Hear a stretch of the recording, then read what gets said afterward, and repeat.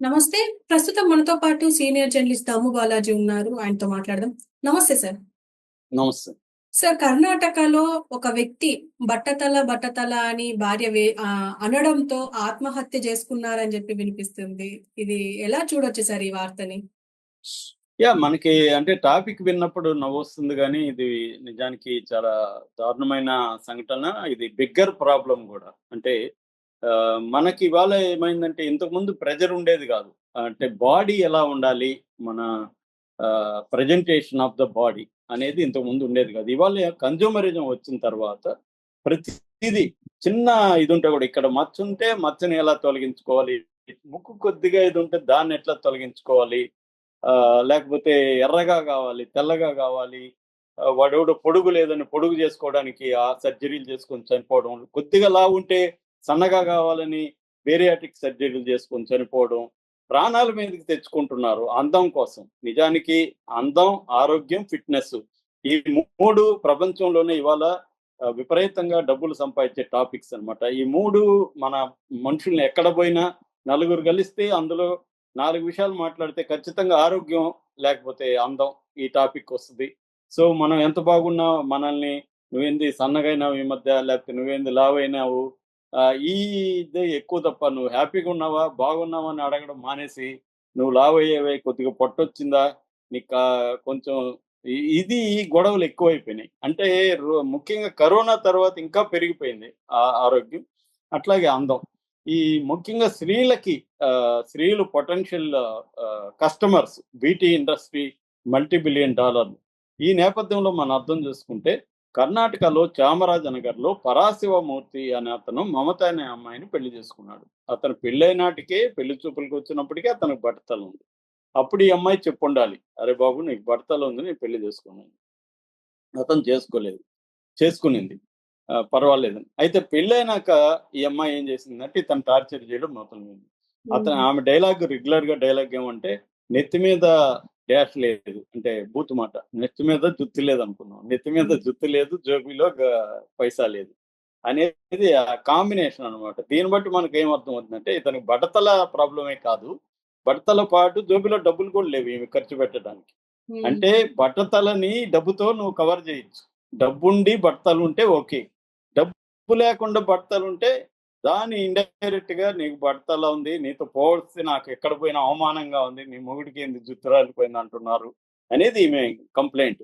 దీంతో ఈమె టార్చర్ పెట్టడం మొదలైంది. వీళ్ళ గొడవలు ముదిరిపోయి ఇతని మీద ఆహ్, డొమెస్టిక్ వయలెన్స్ మీద కేస్ పెట్టేసింది. ఈ మధ్య కాలంలో డొమెస్టిక్ వయలెన్స్ కేసులు విపరీతంగా పెరుగుతున్నాయి భర్తల మీద. ఆ మధ్య అతుల్ సుభాష్ అని బెంగుళూరులో ఒకతను సంఘటన మనం ఆల్రెడీ స్టోరీ కూడా చేసాము. అతను సుప్రీం కోర్ట్‌కి 58 పేజీల లెటర్ రాసి దాదాపు 2 గంటల పైన వీడియో చేసి సుప్రీం కోర్ట్ జడ్జిలకు పంపించి అతను చనిపోయాడు. అతి దారుణంగా వేధించారు.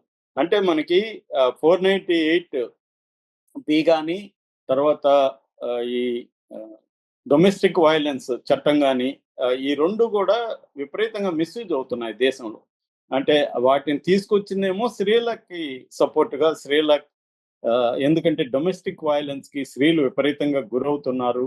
ఆహ్, దానికోసం ప్రత్యేక చట్టాలు తీసుకురావాలనేది సదుద్దేశంతో తెచ్చారు. కానీ చాలామంది స్త్రీలు వాటిని మిస్‌యూజ్ చేసుకుంటూ భర్తల్ని, ఇన్‌లాస్‌ని వేధించడానికి చేస్తున్నారు. అందుకనే మనకి వుమెన్ ఇన్ క్రైమ్ గాని పరిశీలిస్తే ఓవరాల్‌గా వుమెన్ ఇన్ క్రైమ్ రేటు ఇండియాలో అరౌండ్ 6% ఉంది.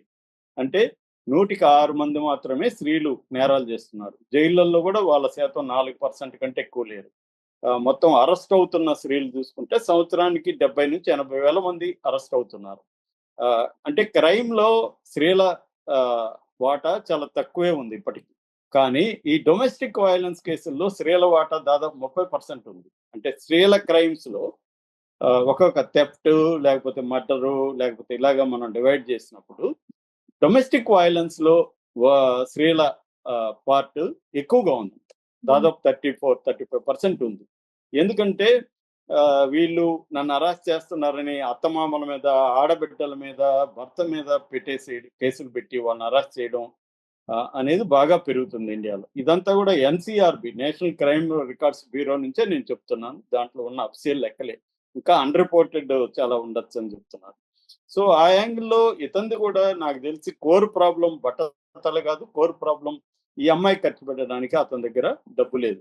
ఈ హ్మ్. అమ్మాయి ఏందంటే వాళ్ళ ఇంట్లో అంత ఉన్నవాళ్ళు కాదు. భర్త నుంచి ఆశించింది. భర్త మేబీ ఆ అమ్మాయి ఊహించుకొని ఉండొచ్చు. భర్తకు బడతలున్నా కూడా డబ్బులుంది బాగా. నన్ను బాగా చూసుకుంటాడు. నాకు విలాసాలకు ఖర్చు పెడతాడని. ఈ అమ్మాయికేందంటే బ్యూటీషియన్ పిచ్చుంది. రీల్స్ పిచ్చుందంట. రీల్స్ రెగ్యులర్‌గా చేస్తుంది. రీల్స్ అంటేనే మేకప్‌లు, వ్యవహారం కావాలి. దానికి డబ్బులు ఖర్చు పెట్టాలి. ఇవాళ మీరు స్త్రీ కాబట్టి మీకు కూడా తెలుసు. ఒక బ్యూటీ పార్లర్‌కెళ్తే ఎంత డబ్బులు ఖర్చు పెట్టాలని. సో, మినిమమ్ 4, 5 వేలు ఉండాలి. సో, ఒక ట్రిప్‌కి అలాగా ఈ దీనికంతా డబ్బులు ఎక్కడి నుంచి రావాలి? ఆమె సంపాదించుకొని ఖర్చు పెడితే అదొక పద్ధతి. భర్త పెట్టాలి. భర్త పెట్టే పరిస్థితిలో లేడు. దాంతో అతని చేతగానితనాన్ని చెప్పేటప్పుడు ఏం చేస్తారంటే, ఇది యాడ్ చేస్తారు. నీకు జుట్టు హ్మ్. కూడా లేదని. జుట్టుంటే ఈమె వదిలేసేదా? జుట్టుంటే కూడా ఇంకేదో చెప్పేది. నువ్వు పొడువు లేవు అని చెప్పేది. ఏదో ఒకటి ఆహ్, బాడీ షేమింగ్ అంటారు ఇవాళ. సో, అలాగా బాడీ షేమింగ్ చేసి అతన్ని నువ్వు చేతగాని వాడివి అని అతన్ని నిరంతరం ఆమె దెప్పి పొడవడం అనేది ఎక్కువగా చేయడం వల్ల అతనికి ఇంక వేరే మార్గం లేకపోయింది. అవమానాలు తట్టుకోలేకపోయాడు. పైగా పోలీస్ కేస్ పెట్టింది. ఈ ఈ ఆమె పెట్టే టార్చర్ నుంచి ఎలా బయటపడాలో అతనికి అర్థం కాలేదు. దాంతో అతను ఎవరికో ఫ్రెండ్స్‌కి చెప్పుకున్నా, బంధువులకి చెప్పుకున్నా దీని నుంచి బయటపడలేక అతను ఆత్మహత్య శరణ్యం అని పరాశివమూర్తి చనిపోయాడు. ఆత్మహత్య చేసుకున్నాడు. ఇది ఇప్పుడు కర్ణాటకలో బాగా వైరల్ అవుతుంది. నిజానికి ఈ పాయింట్ ఆఫ్ వ్యూ నుంచి చూసినప్పుడు ఆమెకు కూడా కౌన్సెలింగ్ అవసరం. అంటే డబ్బులనేది ప్రతి ఒక్కరికి అవసరమే గానీ, దేనికి ఎంత ఖర్చు పెట్టాలనేది చాలా ఇంపార్టెంటు.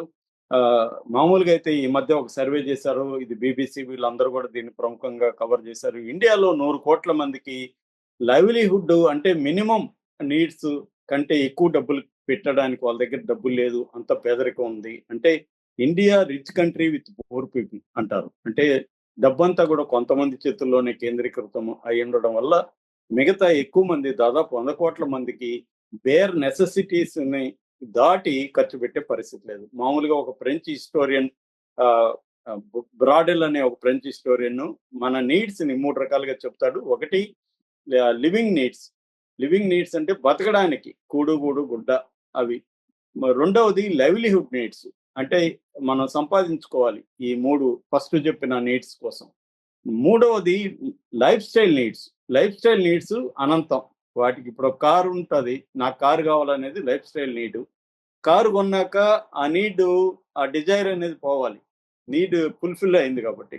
కానీ డిజైర్ కంటిన్యూ అవుతుంది. డిజైర్. ఒక కోరిక ఇంకొక కోరికను కోరుకుంటానే ఉంది. ఇంకా పెద్ద కారు, ఇంకా రిచ్ కారు, ఇంకా అలాగా. అలాగా ప్రతి విషయంలో అన్నమాట. సో, రెండవది మనకి అవసరం ఉన్నా లేకపోయినా షాపింగ్ చేయకపోతే మనం జీవించి ఉన్నట్టు కాదు.